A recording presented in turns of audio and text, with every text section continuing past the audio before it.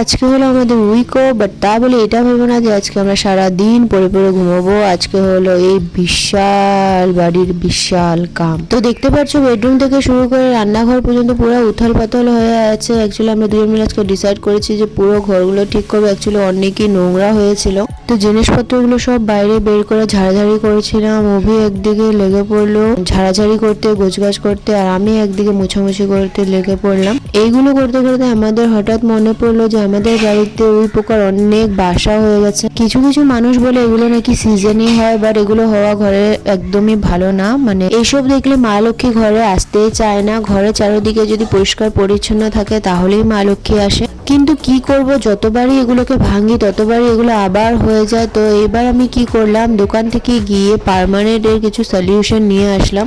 তো এই যে ওষুধটা আছে সেটাকে জল দিয়ে মিলিয়ে যদি আমরা ওই জায়গাগুলোতে স্প্রে করে দিই বা এইভাবে ব্রাশিং করে দিই, তাহলে বলে এখানে আর কখনো বাসা হয় না। প্লাস যেখানে যেখানে হয়েছে সেখানেও বেশি করে ভরে দিলেও বলে আর কখনো হবে না। তো অ্যাজ ইউজুয়াল কামের ফাঁকি দিয়ে টাইম বের করে আমি দোকান থেকে গিয়ে জিনিসগুলো নিয়ে আসলাম আর শুরু করে দিলাম প্রসেসিং।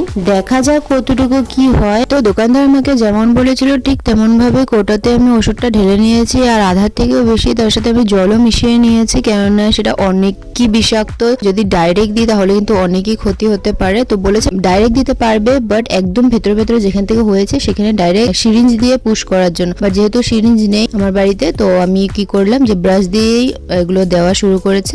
অভি দিচ্ছিল পাইপের ভেতরে ভেতরে যেখানে ওয়ারিং করা হয়েছে সবখানে ভালোভাবে দিয়ে দিয়েছিল। এটা কিন্তু আমাদেরকে উইকলি দুবার ইউজ করতে বলেছে, বাট জানি না আমরা কতবার দিতে পারবো। তার জন্য আমরা কি করেছি যে একবারই আমরা মানে ডাবল ট্রিপল কোটিং করে দিচ্ছিলাম। এরপরে আমরা বেডের ডাইরেকশনটা একটু চেঞ্জ করলাম, ভাবলাম একটু সুন্দর করে আরো একটু অন্যরকম ভাবে রুমটাকে সাজাই। তো এগুলো করতে করতে আমাদের অনেকই খিদে পেয়ে গেছিল। আমি তো সকাল থেকে কিছুই খাইনি। আমি যখন বাইরে গিয়েছিলাম ওষুধটা আনতে তখন আমি আসার সময় পুরিও নিয়ে এসেছি। তো আমরা পুরি দিয়ে আমাদের ব্রেকফাস্ট বলতে পারো বা লাঞ্চও বলতে পারো, কেননা এখন 1:30টার মতন বাজে। তো এই পুরি দিয়ে আমরা আমাদের খাওয়া দাওয়া সারলাম। এরপরে বাকি যা কাম পেন্ডিং ছিল সবগুলো করে কিছু এরকম লুকস আনলাম আমাদের রুমে। সকাল 8টা থেকে শুরু করেছিলাম, এখন বাজে বিকেল 5:30। তো এখন গিয়ে আমাদের পুরো কাজ কমপ্লিট হয়েছে। তো এই ছিল আমাদের আজকের ব্লগ।